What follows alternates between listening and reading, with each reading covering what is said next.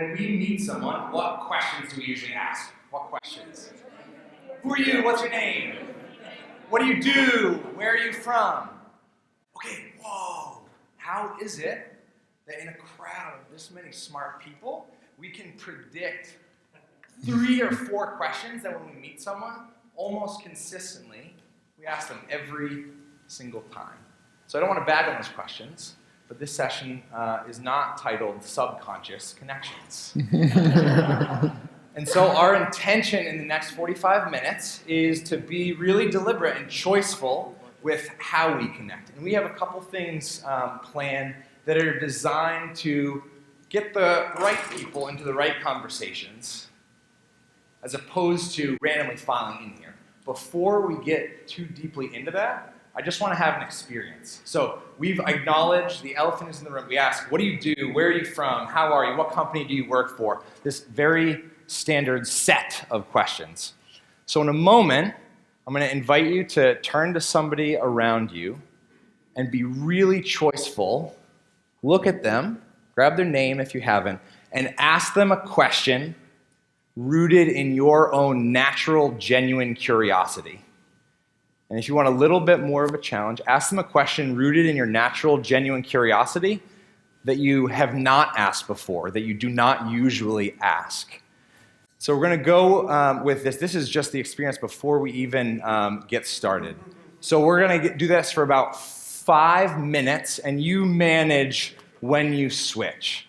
Similar to how we started, one thing that I'm aware of is that when I say go, we're going to start 100 or so conversations. It is impossible to pause those conversations without cutting people off, okay? And so the way that we'll pause is just when you see my hand raised, I will pause my own conversations, inviting you to do the same. You ready? Go.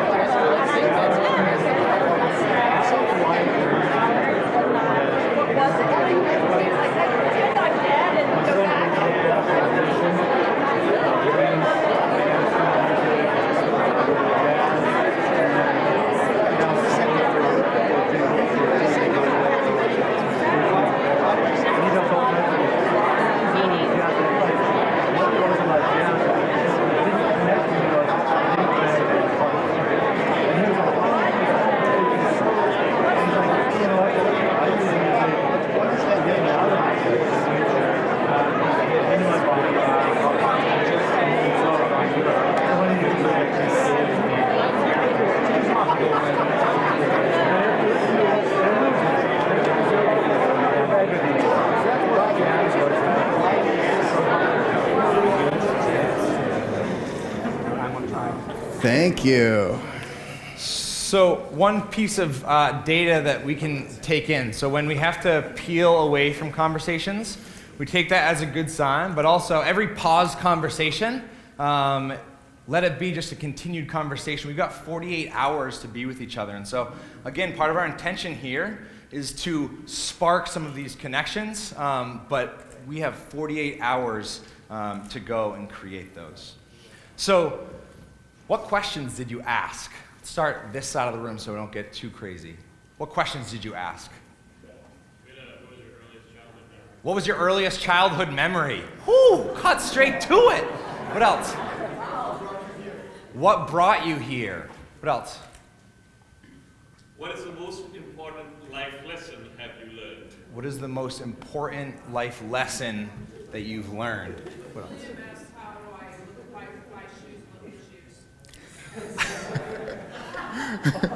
So what I just heard is William's going shopping. Excellent. What else? What is your higher purpose? What is your higher purpose? What gets you up in the morning? What gets you up in the morning? So there's probably lots more. Do you hear the difference in that? How are you? What do you do? Where are you from? What company do you work for? Versus this. What does it look like to be really conscious with the questions? There's risk associated with walking up to somebody and saying, what's your earliest childhood memory?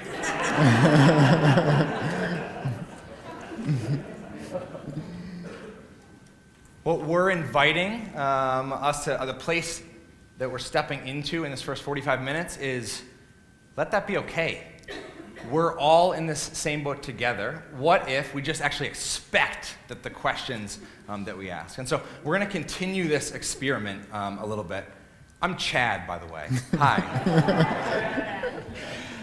Hi, Chad. My name's Will. Hello, folks. So Will's going to walk us through something that's going to continue this experiment of conscious connections. So take us away. So you'll notice in a few minutes, and if you haven't found them yet, we'll point you into directions, some cards that look like this, but a wee bit smaller, that are on the tables. And some of those questions that you just said will be here. And what we're doing is allowing us to create a space with these cards that we've designed to make it so you guys can get to really meaningful conversations really quickly. And in our first activity here, we're going to get us to have lots of little conversations to allow you to begin that connection process. So there's two set of instructions that I'd like to give you. The first is, what do we do with these cards? And then the second is, what do these signs around the room mean? So first, with the cards. In a moment, you're going to select a card. You're going to find somebody that you don't know, shake their hand. Hi, I'm Will. Hey, I'm Chad. Hi, nice to meet you, Chad. And you're going to ask them your question. What is one thing life is teaching you right now? He will then respond. Anybody asked a stranger that recently? What is life teaching you right now? Risk. So he's going to answer that question, and then he will ask me his question. What is something that amazes you? And I will give him an answer. And if sometimes when somebody asks that question and it hits you, and you don't have an immediate answer, it's okay to be in that, to be in the pause and just accept it, think about it, and give them a response. When you're done chatting, take your cards and swap them, swap cards, and go find somebody else who's got their hand up in the air, who's also looking for a new partner. Shake their hand, ask them your new question, and swap cards. So your goal in the next few minutes is to be meeting people and asking some really great questions. So that's instructions 1. Anything about that, Chad, that you want to put out there? Purpose, maybe? So why in the world are we having you ask this huge question and then just moving on to somebody else? The goal here, we're kicking off spending a lot of time together, and so the aim is to just get a handful of touch points as opposed to walking into a room randomly, standing next to the person that just happens to be closest to you for no other reason than they're close to you. You begin talking to them and starting that. And so this is just designed to mix us up a little bit more. So the second part of the design, so you're not standing next to somebody completely random, will be somebody who made a choice similar to you. You see the 4 pillars, the 4 principles around the room: purpose, stakeholder, culture, and leadership. I'd like you to think about those 4, and right now, make a choice about which one that you would be your major focus for the coming year. Which one of these 4, if you had to choose one, that you might focus on for the following year? You will, in a moment, move in that direction, and you will notice that the 3 tables closest to whatever direction that you have moved in will have those cards. Grab a card and start the question swap activity with people who've made a similar choice to you. And what we've then done is split the room this way, and we've also split the room from the double chairs this way and this way. After about 5 minutes, we're going to interrupt you, again with the hand-raising thing, and let you continue, but we're going to add another layer to take it one step deeper, perhaps. You ready? All right, go.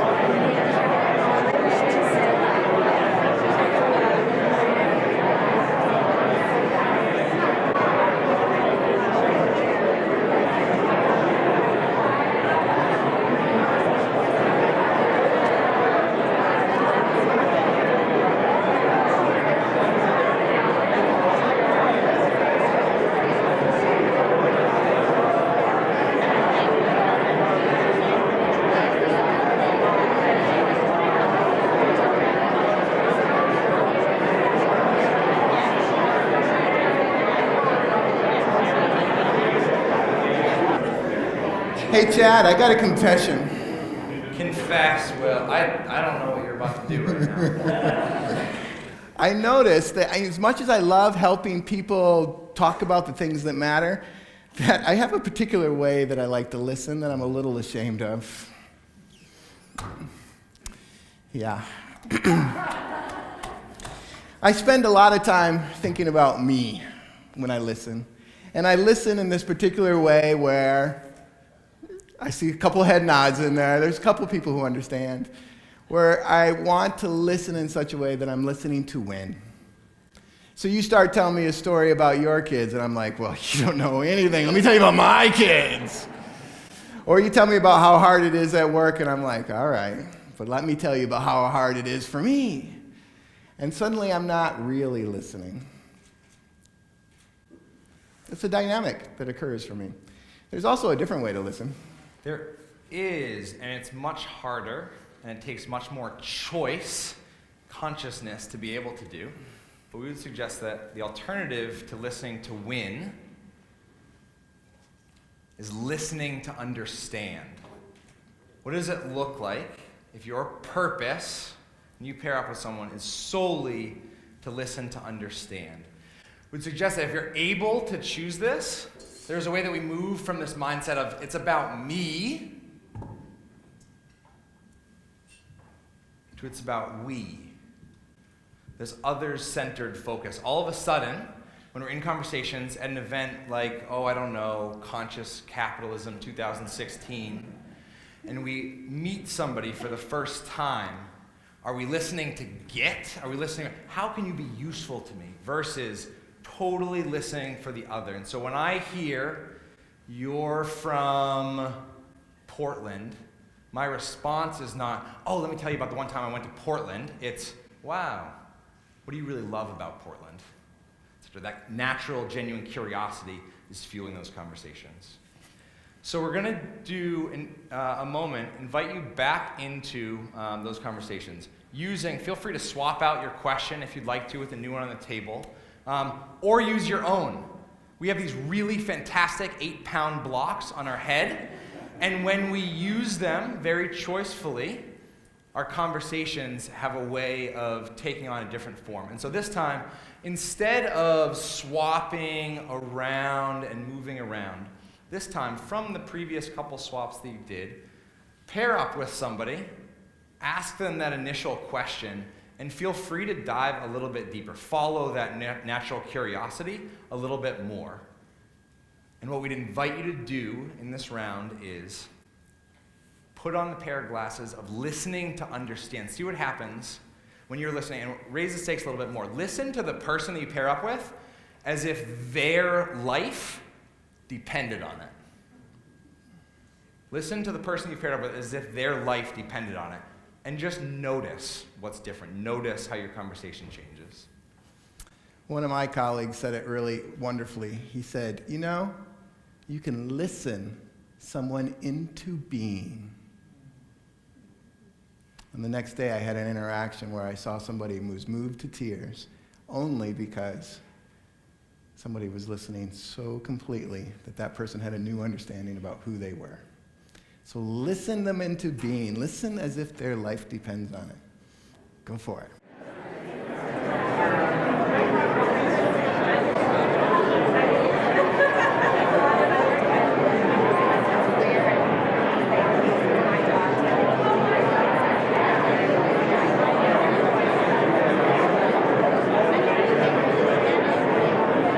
Peeling you out of that conversation, go ahead, give your partner a little high five and come back here.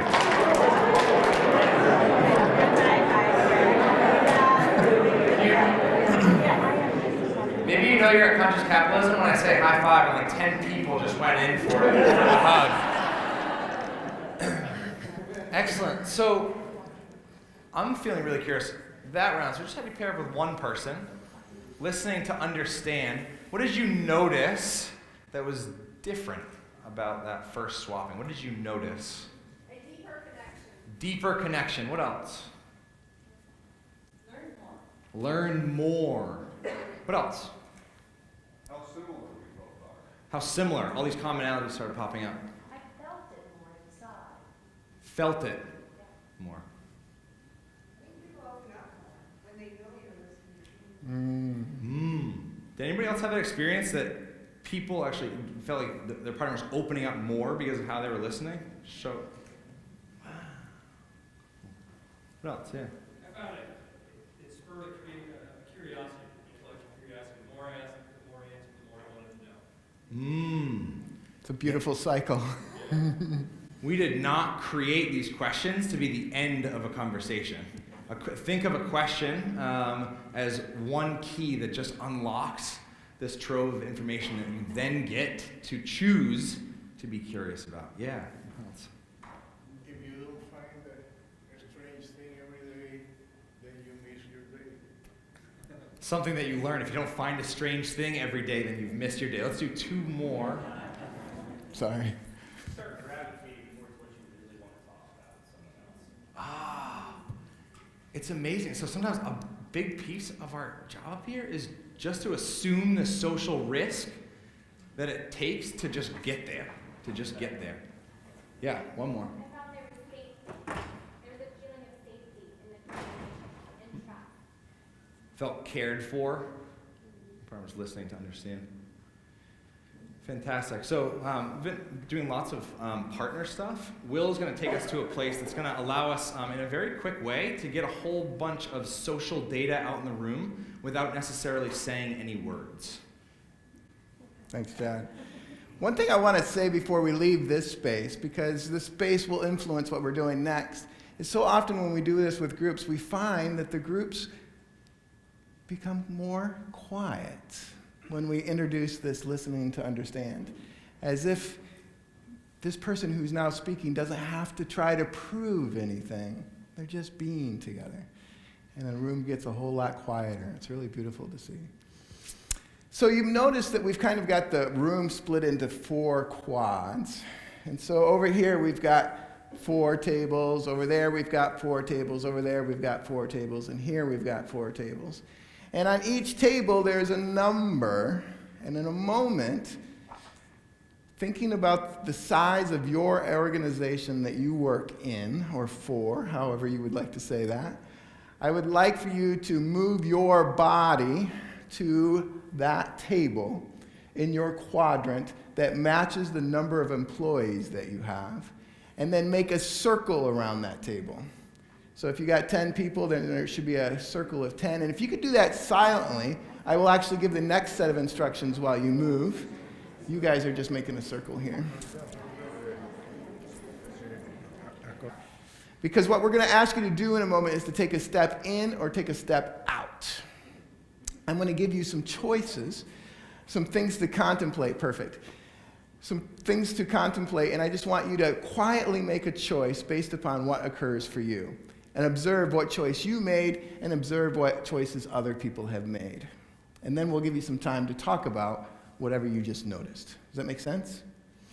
Okay, so the first dynamic that I'd like you to consider is take a step in to the circle if you're an introvert, and take a step out if you're an extrovert. Let me give you my definition of introvert and extrovert for those people who are a little confused. My definition of introvert is one who gets more energy by spending some time alone. An extrovert would be more time getting energy. When you get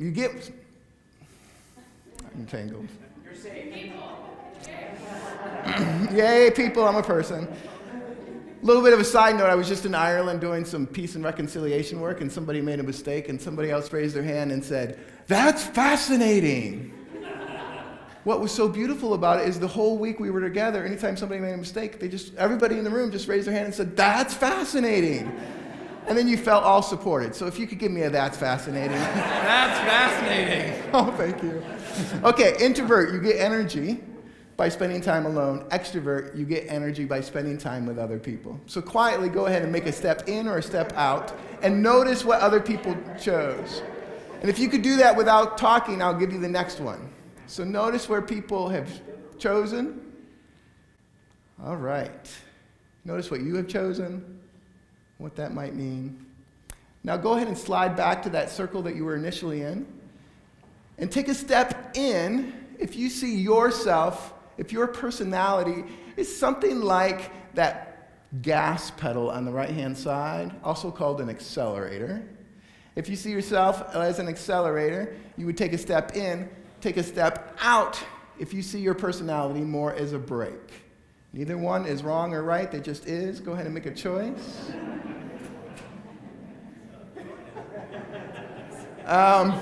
So when I do this with groups, I like to get people to talk about it because we're trying to do so much. This is amazing. But just to point it out, almost a huge percentage of the room took a step in. That might mean something. Okay, go back to that circle. And one more quick one. Take a step in if your company, the place that you show up to work most often, is in a place of growth, or take a step out if your company is in a place of a dip. A dip. So maintaining or a dip. Place of growth or a dip. Okay. Now what I'd like you to do when I say go is match up with 2 or 3 people and just talk about what struck you. What did you notice? What struck you about that? Go. Go ahead and move out of your circle, move so you can have that conversation.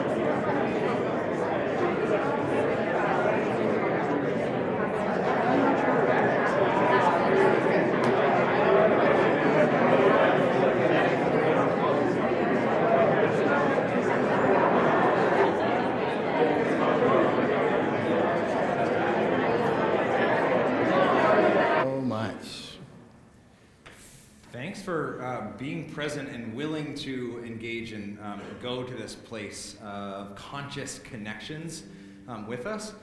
We are about to say adios and send you into the next 47 hours of your time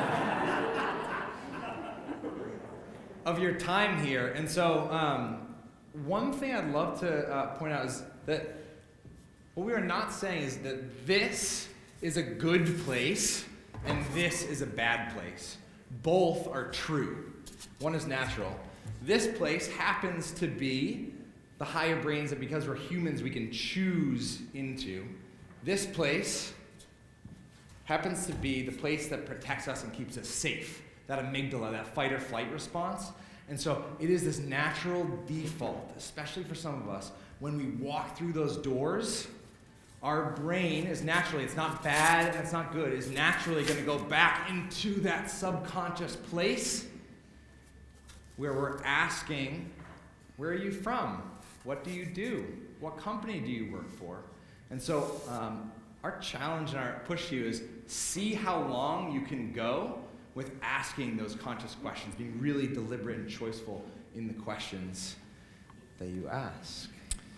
And we love being in environments where people are having conversations that matter. And I think, my guess is most of you showed up to do that. So take that risk. Continue to have those conversations that matter. Even when you open up that door and there's food in front of you and you're on your break. Enjoy. Thank you, guys. Thank you.